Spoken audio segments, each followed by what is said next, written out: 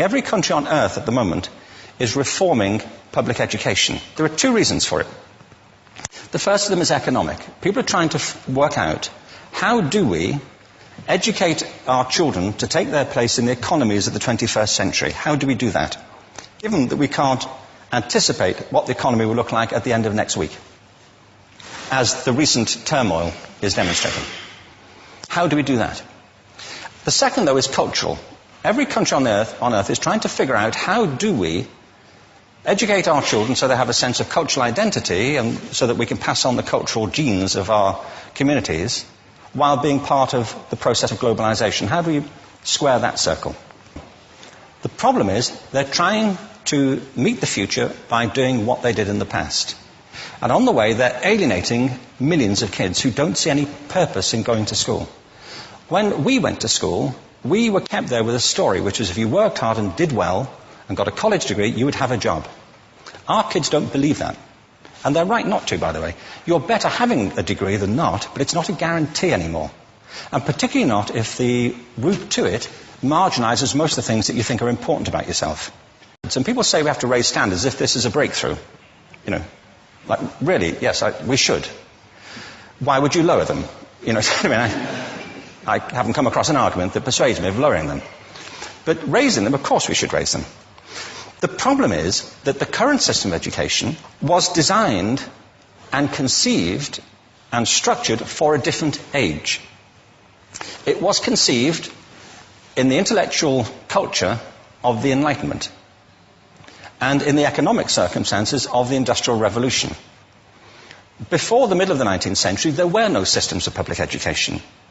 Not really. I mean, you could get educated by Jesuits, you know, if you had the money. But public education, paid for from taxation, compulsory to everybody and free at the point of delivery, that was a revolutionary idea. And many people objected to it. They said it's not possible for many street kids, working class children, to benefit from public education. They're incapable of learning to read and write, and why are we spending time on this? So there's also built into it a whole series of assumptions about social structure and capacity. It was driven by an economic imperative of the time, but running right through it was an intellectual model of the mind, which was essentially the Enlightenment view of intelligence. That real intelligence consists in the capacity for a certain type of deductive reasoning and a knowledge of the classics originally, what we come to think of as academic ability. And this is deep in the gene pool of public education, that there are really two types of people, academic and non-academic, smart people and non-smart people. And the consequence of that is that many brilliant people think they're not, because they've been judged against this particular view of the mind. So we have twin pillars, economic and intellectual. And my view is that this model has caused chaos in many people's lives. It's been great for some. There have been people who have benefited wonderfully from it. But most people have not. Instead, they suffer this. This is the modern epidemic, and it's as misplaced and it's as fictitious. This is the plague of ADHD. Now, this is a map of the incidence of ADHD in America, or prescriptions for ADHD. Don't mistake me here. I don't mean to say there is no such thing as attention deficit disorder. I'm not qualified to say if there is such a thing. I know that a great majority of psychologists and paediatricians think there is such a thing. But it's still a matter of debate. What I do know for a fact is it's not an epidemic. These kids are being medicated as routinely as we had our tonsils taken out. And on the same whimsical basis, and for the same reason, medical fashion. Our children are living in the most intensely stimulating period in the history of the earth. They're being besieged with information and calls for their attention from every platform, computers, from iPhones, from advertising holdings, from hundreds of television channels. And we're penalizing them now for getting distracted. From what? You know, boring stuff. At school, for the most part. It seems to me it's not a coincidence, totally, that the incidence of ADHD has risen in parallel with the growth of standardized testing. Now, these kids are being given Ritalin and Adderall and all manner of things, often quite dangerous drugs, to get them focused and calm them down.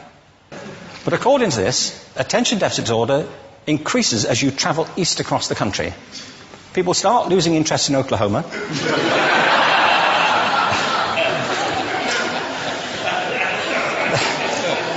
They can hardly think straight in Arkansas. And by the time they get to Washington, they've lost it completely. And there are separate reasons for that, I believe. It's a fictitious epidemic. If you think of it, the arts, and I don't say this exclusively of the arts, I think it's also true of science and of maths, but I say about the arts particularly because they are the victims of this mentality currently, particularly. The arts especially address the idea of aesthetic experience. An aesthetic experience is one in which your senses are operating at their peak, when you're present in the current moment, when you're resonating with the excitement of this thing that you're experiencing, when you are fully alive. An anesthetic is when you shut your senses off and deaden yourself to what's happening. And a lot of these drugs are that.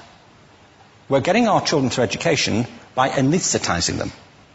And I think we should be doing the exact opposite. We shouldn't be putting them asleep. We should be waking them up to what they have inside of themselves.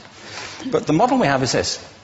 I believe we have a system of education that is modeled on the interests of industrialism and in the image of it. I'll give you a couple of examples. Schools are still pretty much organized on factory lines, ringing bells, separate facilities, specialized into separate subjects. We still educate children by batches.